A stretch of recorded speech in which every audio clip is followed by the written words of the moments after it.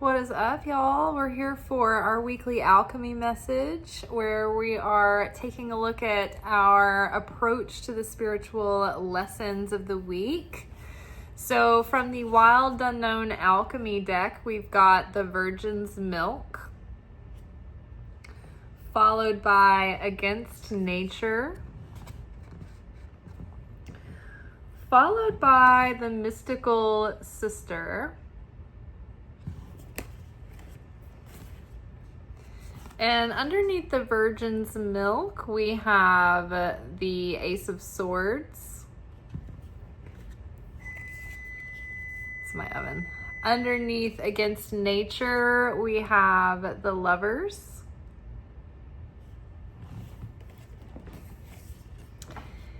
And underneath Mystical Sister, we have Six of Pentacles. So, we had our lunation workshop last night. Yesterday was our Aquarius new moon and the solar eclipse. So that was actually a really great reading. I'd highly recommend going and watching that if you haven't already. But one of the cards said, don't give up right before the finish line, and watch out for signs and synchronicities. And it's so crazy because this morning, I had mentioned in last night's video that I was just like, it was just one of those times where I was just like at the end of my rope and just like, come on, creator, please give me a boost. Like, give me some kind of growth. Give me some spark of hope that, that this channel will eventually grow, or this platform will eventually grow. And this morning, this kosher astrologer that I follow was talking about the Neptune, transit of the Neptune moving into Aries, and how that it's going to affect the Aries people that have that 0 degree, or if their sun sign is in the first degree or so of Aries, but also if you're like a cardinal sign in the first couple of degrees of that sign. And he was like, if that's you, then Pisces entering Aries for you kind of signifies like your dreams coming true. And I was like, oh my God, that would be so great, but I don't know what my degrees are. And he said, if you can find out what they are, let me know. And I was like, oh my God, he's actually gonna give me some insight on this. And so I told him what degrees mine were in. So I'm an Aries sun, Cancer moon, Libra rising. And he was like, well, you've got a few years before this transit is hitting your chart. But he was like, within a year and a half, things could be life-changing for you. And he was like, within a few years, huge changes, triple, delight, good things happening. So I was like,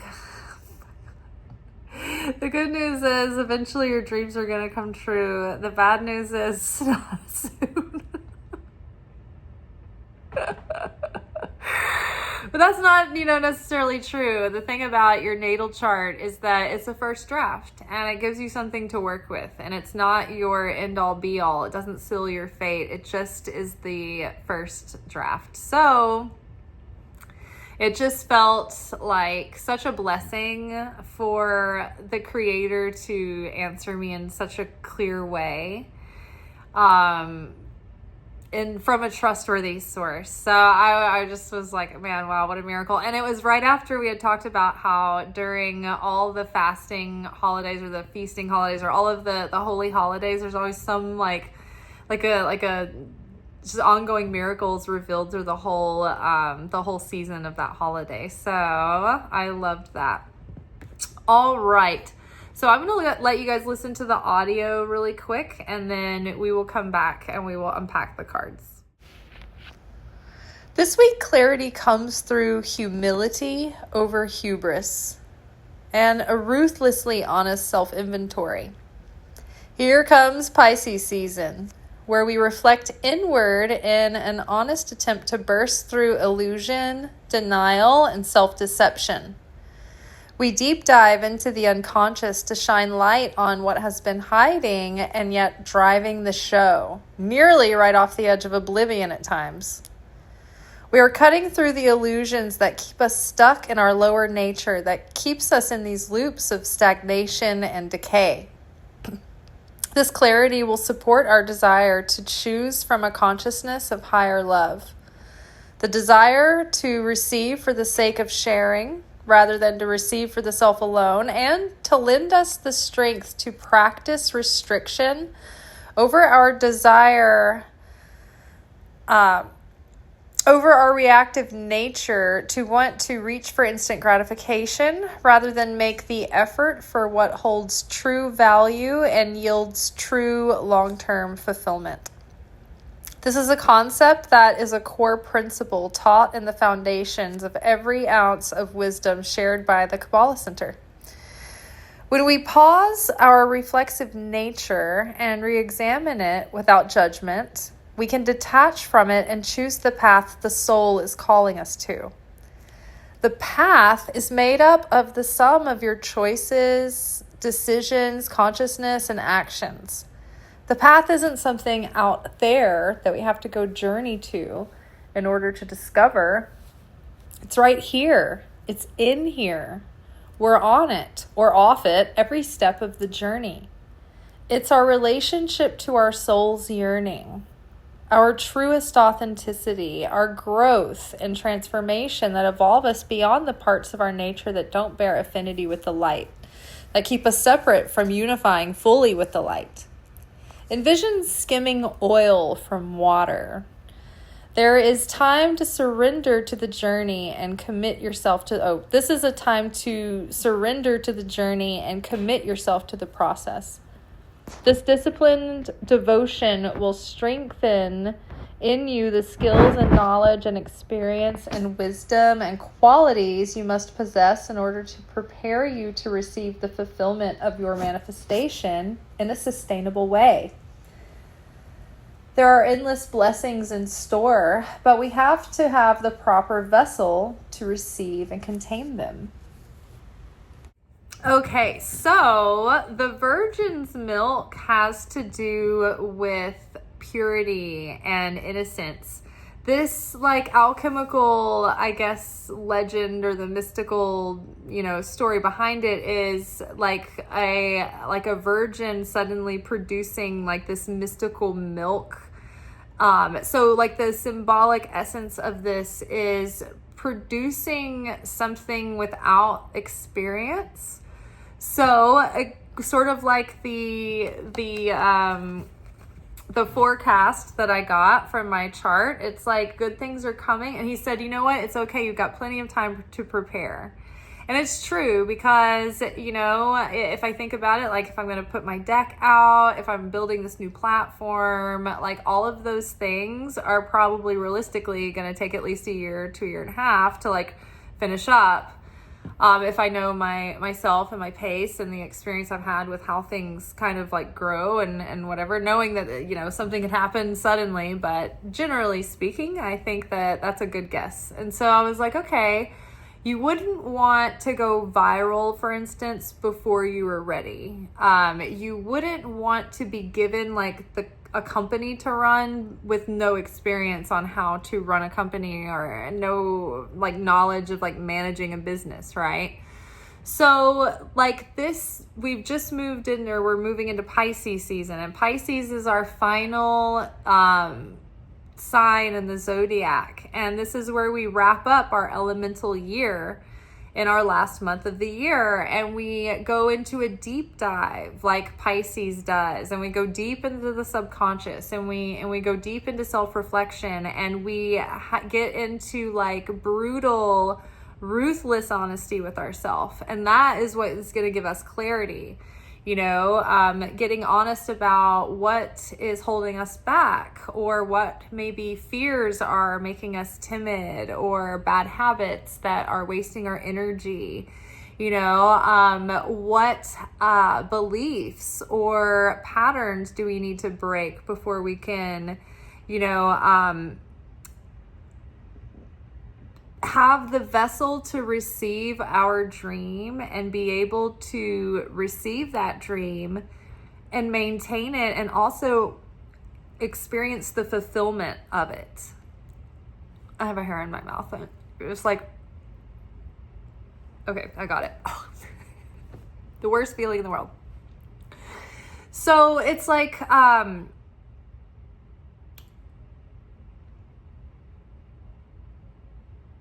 we're getting clarity on, you know, what kind of experience that we need, where we need to grow in order for when our dreams do come true, that they're not going to ruin our life, that we're going to be able to hold them and maintain them and really appreciate them. And that gives the full fulfillment. Sometimes people have their dreams come true only for it to sort of wreck their life. You know, they don't have the consciousness to sustain the dream. They don't have the right perception to have real context and remain grounded.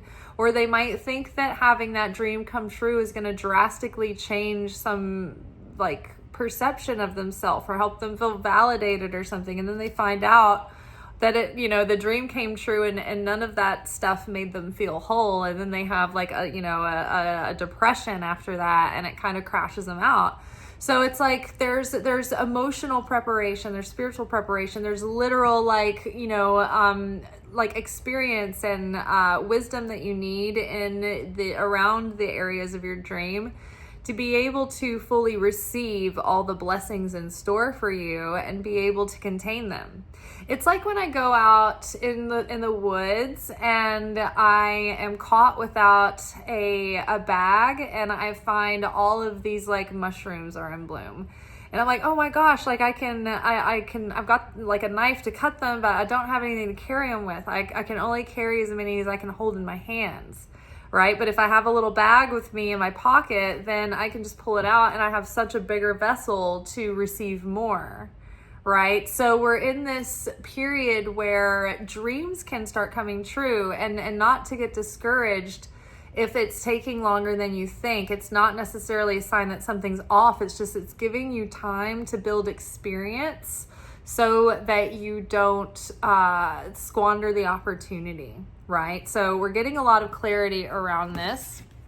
And during Lent, even, this is like part of this. It's like we're returning our spirit, we're returning our soul back to its perfected state. You know, that's what we're always doing in our work of tikkun.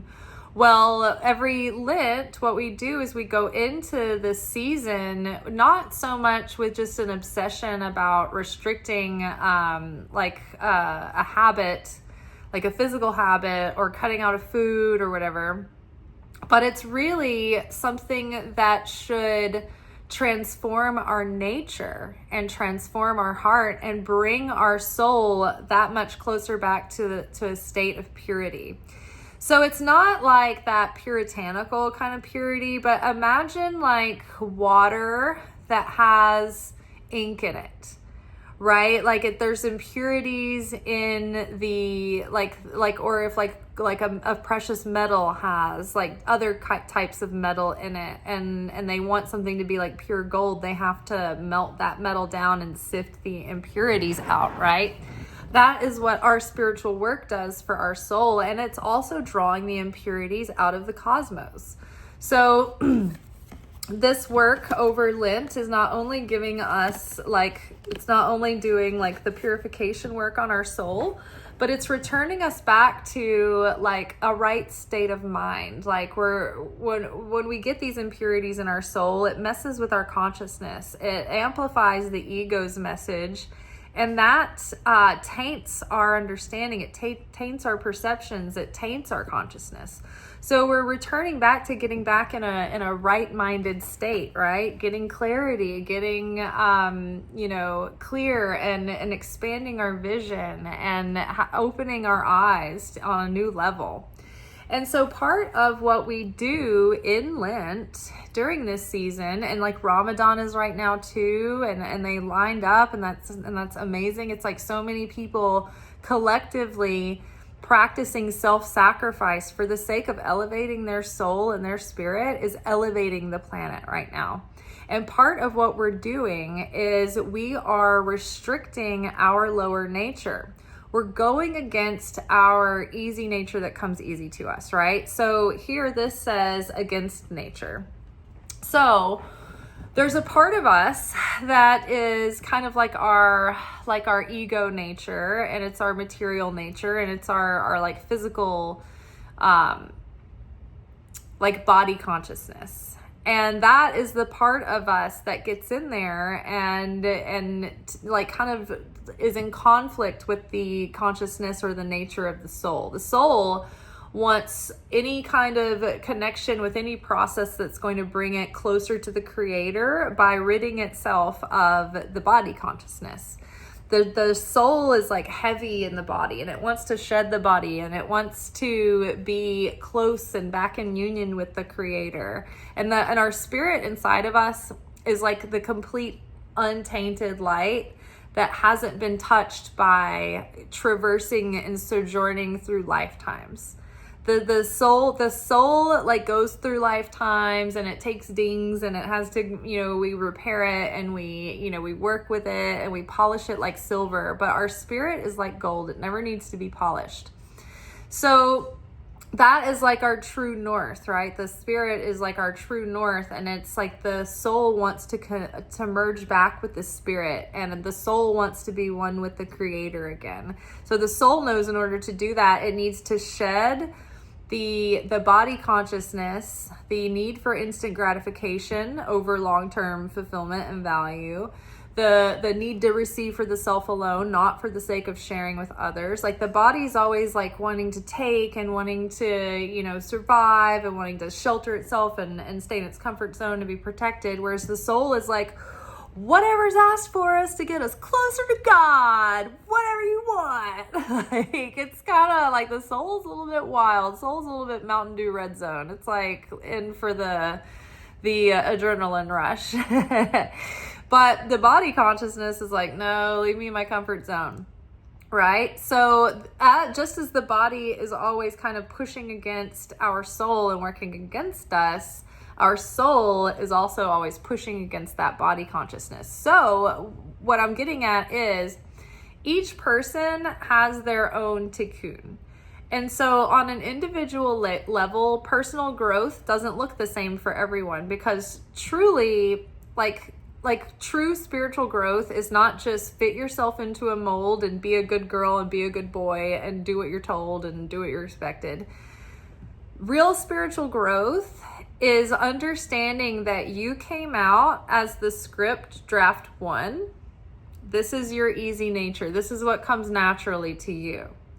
If you just go through life being and doing everything that just comes naturally to you, you're not growing, you're not evolving.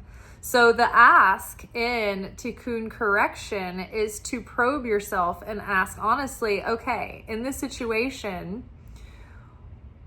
what is tikkun asking me to do? What am I correcting here? Which action do I take?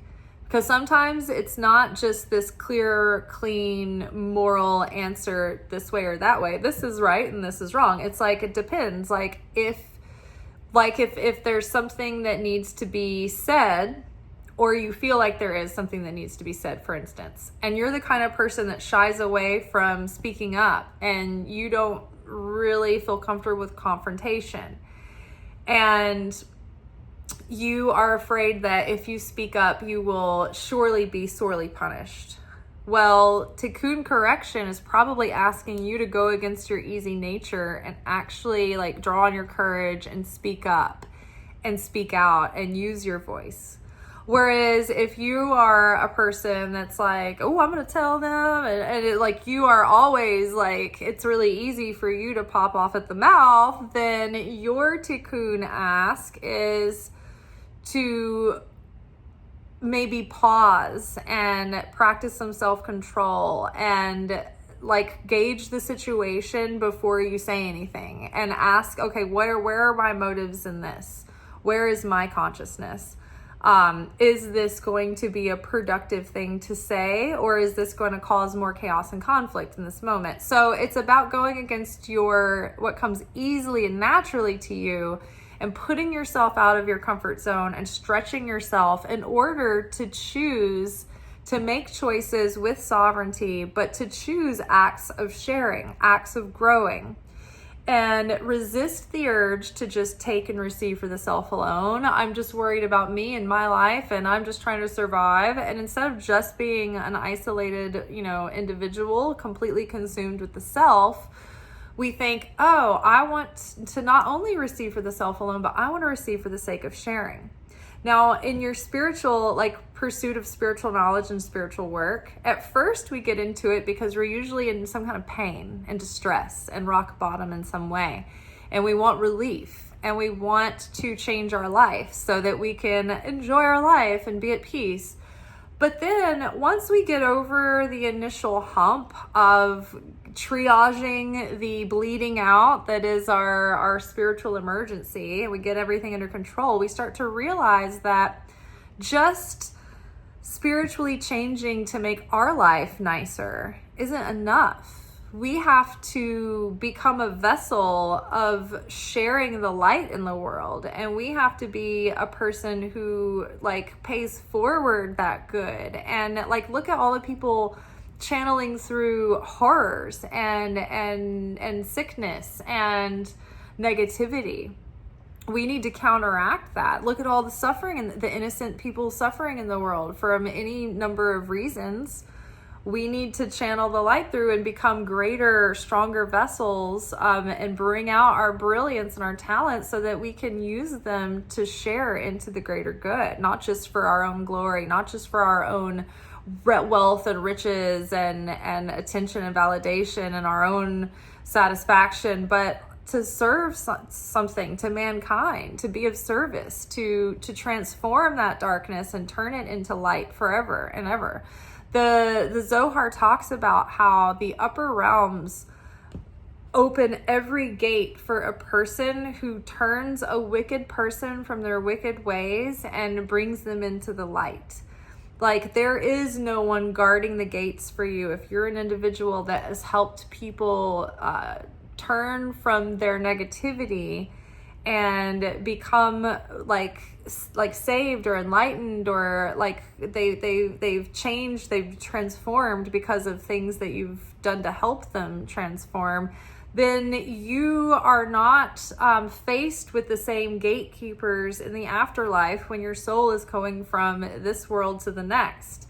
They open the gates and they welcome you in. It's you're a huge deal in the upper realms if you've helped someone change. So changing our nature, not just for the self alone, but also for the sake of others. Another part of this is resisting the urge to just reach for the instant gratification and hold out for what is going to yield long-term value, what is going to truly matter. Trade instant gratification for long-term value, your legacy.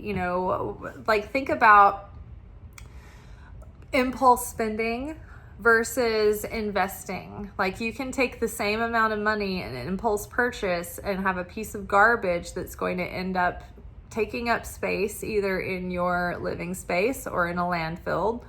Or you can take that money and use it in such a way that it grows that money, or save that money, or invest that money in such a way that grows that money, help it draw interest. Right? That is restricting the urge for instant gratification and instead holding out for long-term fulfillment.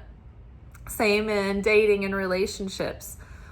The urge when you are attracted to someone, you have chemistry, is to, move into physical, sexual expression and physical affection and all that really quickly.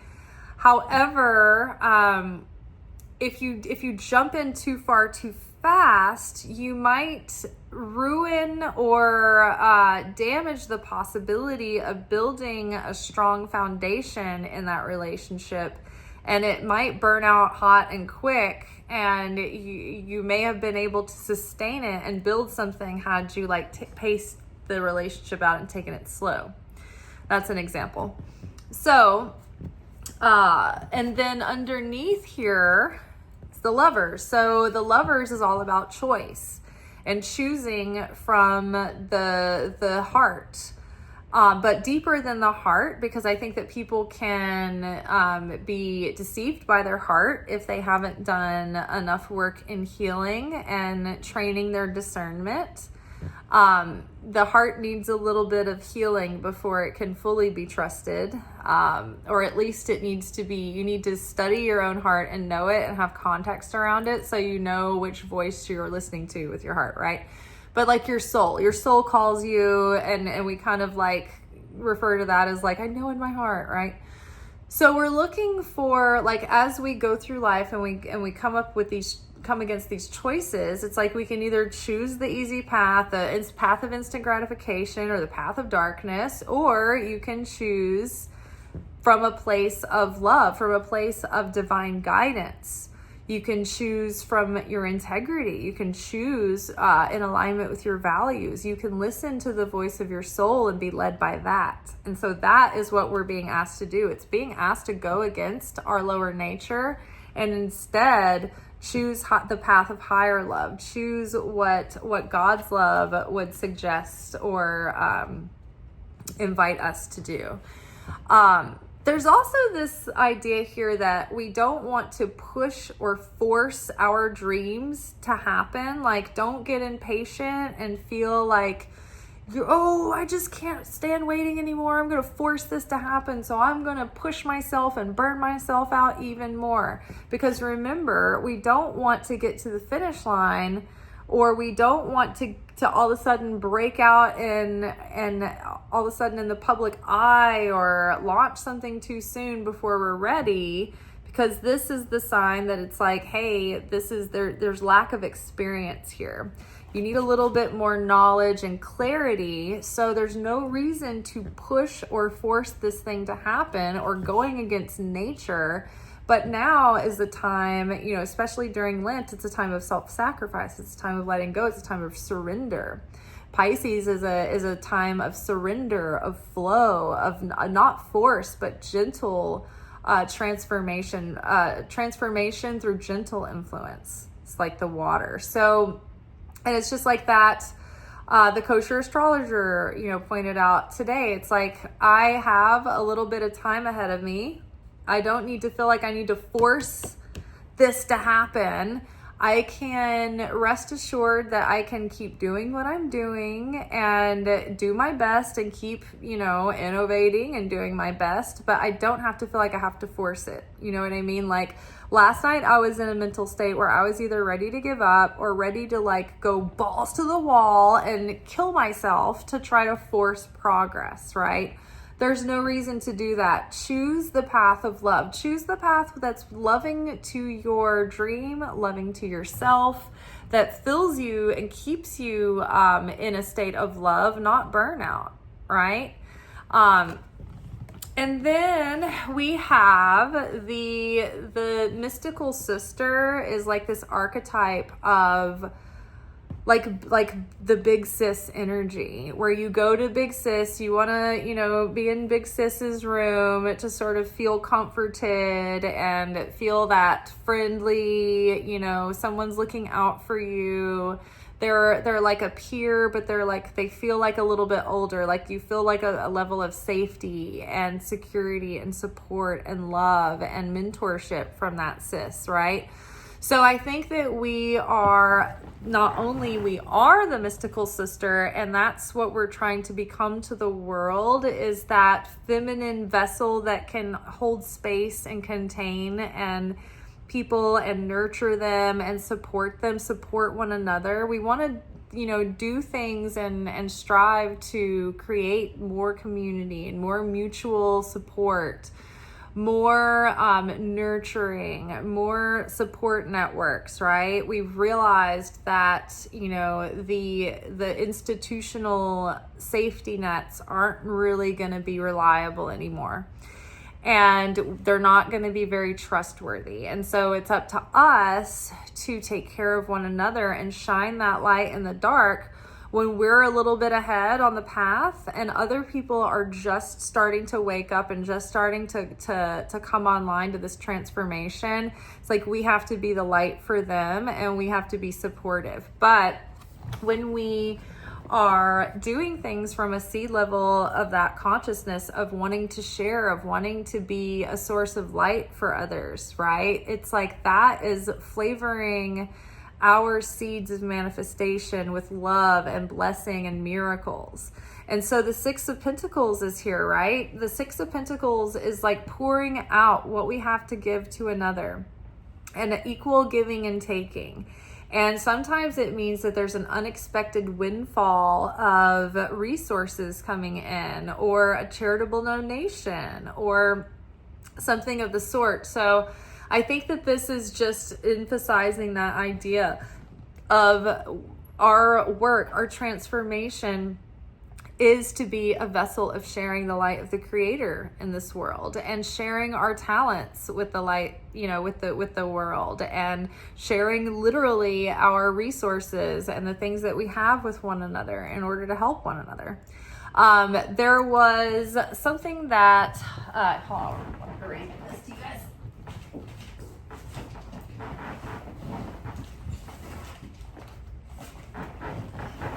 My couch is very squeaky. Okay. So I was listening to the weekly energy forecast the weekly energy boost by the Kabbalah Centre.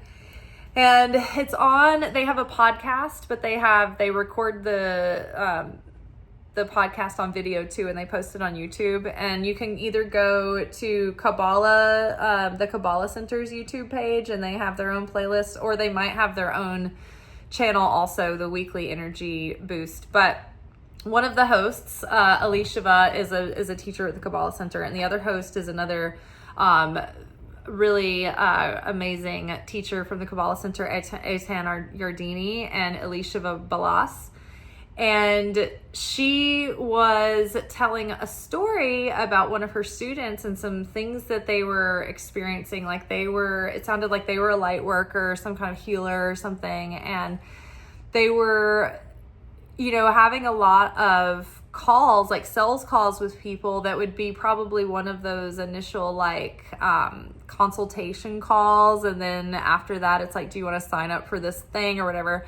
And the person was getting so discouraged because they were working so hard and pushing themselves so hard and trying to get as many calls as they could. But the more calls that they would do, where the person would sit there through the consultation just to get the consultation, but they wouldn't want to sign up, it was soul crushing for this person, because they felt like they were in alignment with their purpose, but they weren't understanding why they couldn't find the right people, the right clients, the right receptive vessels. And so Elisheva said something that was worded so well. She said, we need to focus on asking the Creator to connect us with vessels that can receive what we have to give and we have to share. And so I wrote down basically what she said in the form of a prayer that I wanted to start my day with daily, so that I would have the seed level.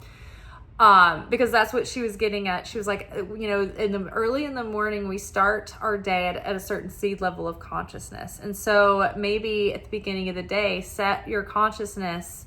One of the things that you can declare is that you want to attract vessels that are ready to receive and value what you have to give. So I thought that was genius. So I wrote this down. Creator, Hashem Elohim, today, please send me vessels who are ready to receive and value what I have to give. And send to me vessels ready to pour into me what I am ready to receive. And then you can end with, in the name of Jesus Christ, in the name of the Father, the Mother, the Son, the Holy Spirit. I like to use that. And then this is the magic words. So there's an Aramaic phrase, the words that you kind of say them quietly under your breath, because the angels, the entities, whether they're positive angels or negative angels, they cannot understand Aramaic. So you get to bypass their sort of judgment and because the angels, when you pray, they can act like the IRS. They can sort of audit your requests and go into the mainframe and look to see, do you merit this request or not? Or evil entities can try to bypass your request or listen in and use it and then, you know, spin up like distractions or decoys. So the seal of your prayer under your breath, it's not really spoken out loud, it's like a kind of a whisper, is Baruch Shem Kavod Malchuto Leolam Vayed. Amen. And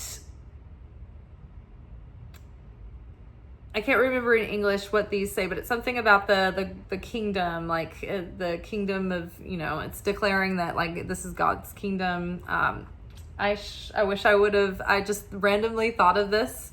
So I didn't prepare ahead of time to look to see what those words translate as, but you can see them here. Baruch Shem Kavod Malchuto Le'olam Vayed. You can look them up. Amen. Usually you can phonetically guess Hebrew language and ask for a translation and something will know what you mean.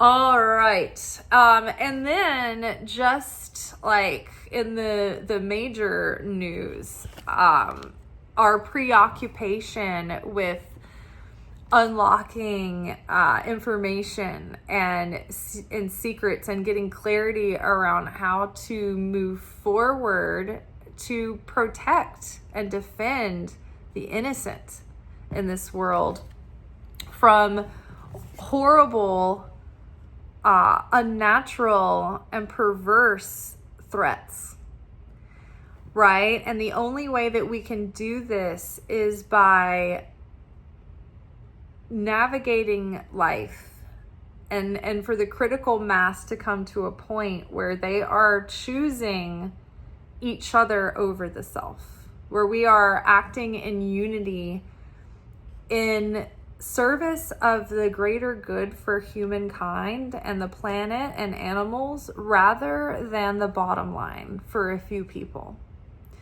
So we are choosing love, we are choosing goodness, we are choosing well-being over profits.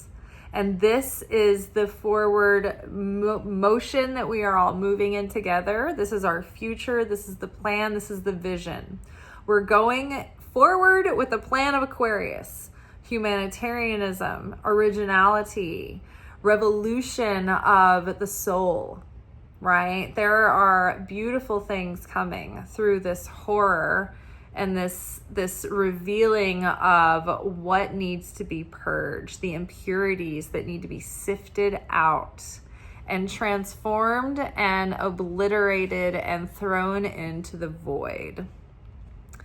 And what we put in, we will get back. I think that there is going to be like a positive exchange of energy. Like Six of Pentacles is never not a good exchange of energy. It's give and take, it's give and take. So I think that this is good. I think that this means that support, networks of support, of mutual aid, of people bringing their talents and skills and their positions of influence and power to the table. So we are never given a battle that we don't have the resources to stand up through, right? God will never put us in a situation that we can't handle, and that is individually and that is collectively too. So the side of the light is rising, and it will always be stronger than darkness. It's just that when you are looking at pure evil with pure heart, it takes a minute to get your bearings. But I think that we are getting our firmer footing and things are starting to unfold. All right, you guys, that is all for tonight. I will see y'all again tomorrow for our weekly romance reading. And until then, peace be with you. Ciao.